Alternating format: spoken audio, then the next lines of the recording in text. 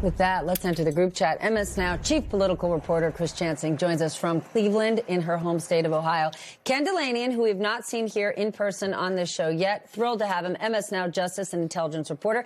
Ayman Mohyeddin's first visit to Money, Power, Politics. MS Now anchor and journalist. And Dan Nathan, co-founder of Risk Reversal, CNBC Fast Money contributor, who's a regular in these parts. Okay, Chris. We just saw you talking to a few voters. You also spoke to people inside campaigns in 4 different battleground states. What are they watching in Maine that could impact their states? Because we say this over and over. I know Democrats are worrying about their national brand, but all politics is local, and different politicians win in different states with different politics. That's absolutely true, but also the big stories go beyond wherever they're happening. So it's been surprising to me how much they're talking about what happened with Graham Plattner in other states. And if there is one consistent message from voters and from insiders, it's let's get this done. Let's move on. We don't have time to focus on this. You could almost hear a sigh of relief when the folks in Maine announced what they were going to do, that they were going to do this convention, that they were very quickly going to nominate someone to replace Graham Plattner. Look, a couple of reasons. One, they think it's important to draw a contrast with Republicans, both in the way they handle these kinds of accusations, how slow it is, and, of course, with Donald Trump and his record here.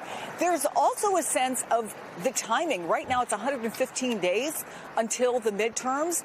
This state, Maine, is one that Democrats absolutely have to win if they're going to think about controlling the Senate.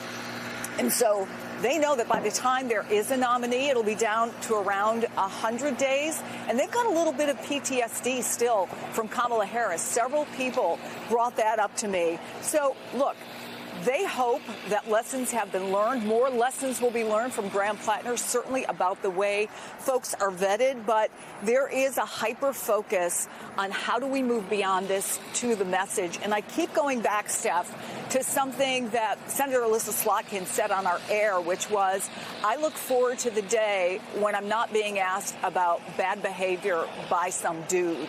And that was something I heard over and over again from suburban moms, suburban women I talked to, as well as political insiders in these battleground states, Steph. Ayman, how fast do voters move on from something like this?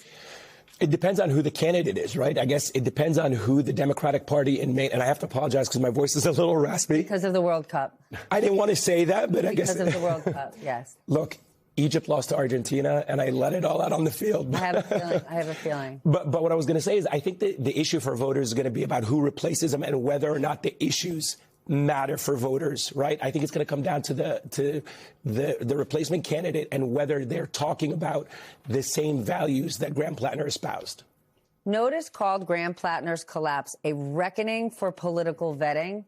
Is that how you see it, or at least political vetting for Democrats? It's just incredible how these young activists sort of anointed this person, the man, this guy that no one had ever heard of. And he was very charismatic, and he had that gravelly voice without really... Ayman, you might want to head up to Maine. Yes. Without really fully vetting him. And I was watching, as somebody who doesn't cover politics, from afar, as very senior people in his campaign were leaving. And one of them actually warned about him last fall. And I was wondering, what's going on there? And now we know what was going on. And it just shows how broken the process is for picking candidates, at least in the Democratic Party. Chris, we've got a question from a viewer in Maine who says, what happens to all the money that he raised? How difficult is it going to be for a new candidate to build the infrastructure in 100 days or less? Yeah, a lot of people are talking about the money, and there are conflicting reports. We're waiting for some new statements about actually how much money Graham Plattner had on hand. It ranges from $2.2 million down to $100,000. But everyone I talk to recognizes that neither of those numbers are going to be enough to go up against Susan Collins. And look, there is a kind of a domino effect, right?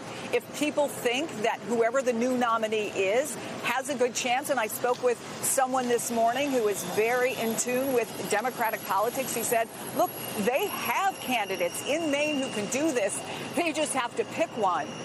So does that money go into Maine? Does that money go, for example, here to Sherrod Brown? Does it go to Georgia? Does it go to Michigan, where I was just with Abdul Al-Sayed?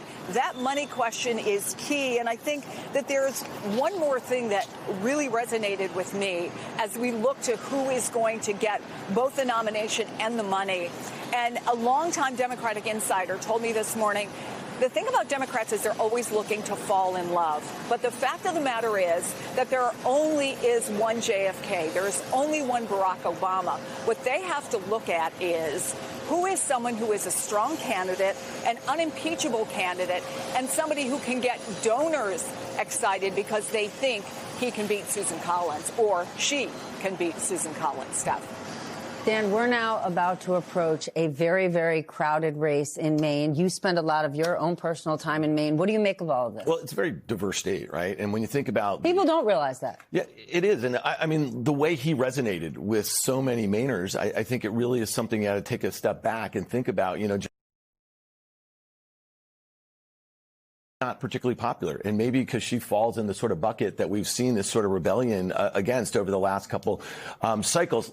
There's going to be a wall of money that comes into Maine for the Democratic candidate. It just has to happen because you can talk about Sherrod Brown or Tellerico. You know, you can't get back the Senate unless it goes through Maine for the most part. So whoever that candidate is, they obviously have to resonate. It doesn't have to be the man or the woman, but it has to resonate with Mainers. And it's not going to be too far to the left. It can't be too progressive, and it can't look very staid like a Janet Mills. So it's going to have to thread the needle a little bit. I think the money's going to come. I suspect they're going to come up with a good candidate. You know, the polls that we're going to see right out of the gate, they're going to be showing the Democratic candidate, I suspect, you know, not in the lead or not tied, that sort of thing. So there's going to be a lot of wood to chop in a very short period of time. Why is Susan Collins so hard to beat there?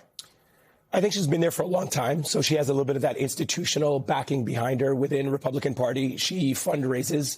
And honestly, I think that the Republican Party in Maine is a little bit different than the broader Republican Party, right? All politics are local. Exactly. So it's not necessarily that it's a hardcore MAGA Republican Party that we often think of in traditional red states. I think Maine is a little bit more centrist, and Susan Collins has been able to thread that needle, although she has betrayed a lot of the principles that some of those Republican voters wanted, voting for Kavanaugh, you know, being lied to on some of these issues and falling for it. So I do think that that's part of the centrism of the Republican Party in Maine. Could this whole ordeal change the way Democrats recruit candidates? Because you can move against the establishment, but not go as far as we have with a bunch of young activists just saying, he's our boy, I like his voice, he's exciting. I sure hope so. It makes you nostalgic for the smoke-filled room, right? It really just shows how the party structure has disintegrated. Eamon sounds like he just left one. Exactly. I mean, there is clearly a lesson that's been learned here. There was not the proper vetting. There was some young activists who came in and took control of the process, and you could see it happening, and I think Democrats have learned a lesson. I think, can I just add to that real quick? Yeah. There are two potential lessons. One, is the vetting process flawed? Yes. Are the values that Graham Plattner espoused appealing to people in that kind of populist sense? I think it would be a mistake for the Democrats to take one lesson and not the other. Focusing on the lesson that the vetting process is flawed, we need to improve that, yes.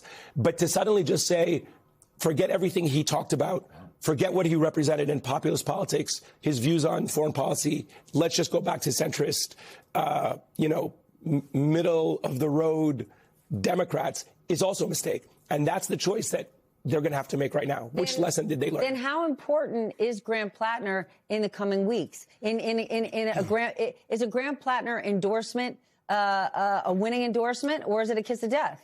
I think it's going to be depending on who the candidate is, but also the money is going to be the biggest tell. He may not have to come out and endorse immediately, physically, like he doesn't have to come out and say, this is who I endorse. His money is going to speak louder than his words. People may not want him associated with their campaign for the obvious reasons that he's somewhat toxic right now.